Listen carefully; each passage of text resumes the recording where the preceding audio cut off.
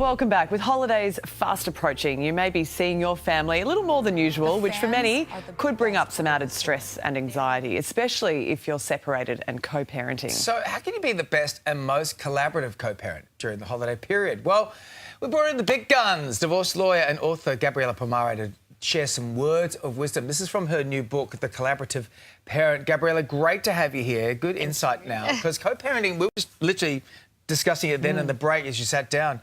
It's just not easy, but it's so common. So what's your initial advice to parents who are just getting to this phase of life? Yeah, I think we've got to get rid of the idea of the broken family. You know, so many separated couples say, oh, my child's now part of this broken family. Broken home. Broken home.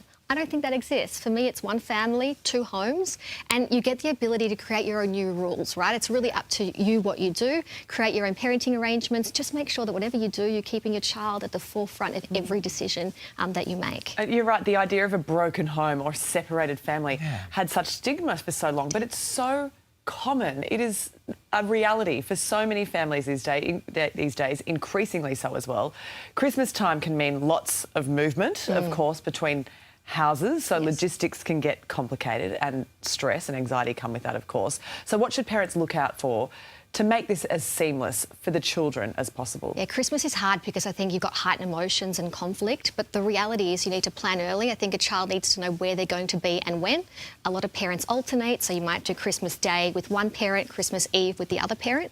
I think it's really important they communicate really well over that time. You've just got to keep your child out of that conflict, and a really important part of Christmas and going between two homes is to get rid of the competition.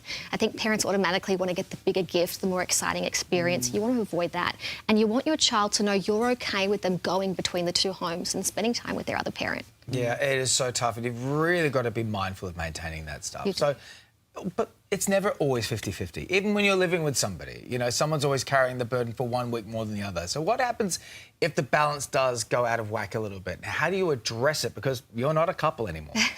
I don't think it's ever fair or ever equal. As you said, whether you're an intact family or not, communication's a really big part of it. I think you want to know up front who's responsible for what can I do as a co-parent to make things easier. But the reality is there's always going to be the parent who doesn't pull their weight. So my view is you do what you can. So, you know, if one parent says, I'm not taking the kid to the presentation, just do it. The most important part is that your child doesn't miss out on an experience or getting a certain item.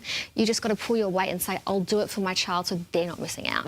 What about navigating co-parenting as a step-parent? Step parenting is tricky, particularly if you're entering a family that's already got these established rules or routines. The main thing is not to take over, not to say I'm now the parent. And I really think it's important as parents or a blended family to be on the same page.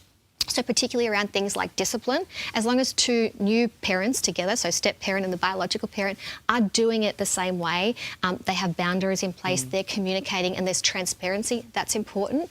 And the main thing to remember as a step parent is you're now this new person who's supposed to show the love and the safety for the child, not necessarily take over the home. How do you keep your boundary though? Let's say you are the step parent coming into this and the other person is just, there's a lot of animosity coming in, because you don't want to be the caught in the middle or be the negotiator. Yeah, boundaries. I think you've got to have your boundaries in place. So it might be certain methods for communication. There might be certain events you do go to, and sometimes we just have to avoid them, as hard as it is, because again, the child needs to be at the forefront. So if you know there's going to be an argument at a school Christmas concert or a play, avoid it. Allow the parents to go and take that step back as a step parent, as hard as it is in the early days. If you are someone who can foresee some anxiety coming with this time of year, what would you say to them in terms of protecting themselves? Yeah, I think self-healing is so important, particularly following separation and at the time of, you know, Christmas and the holidays. So find what makes you happy.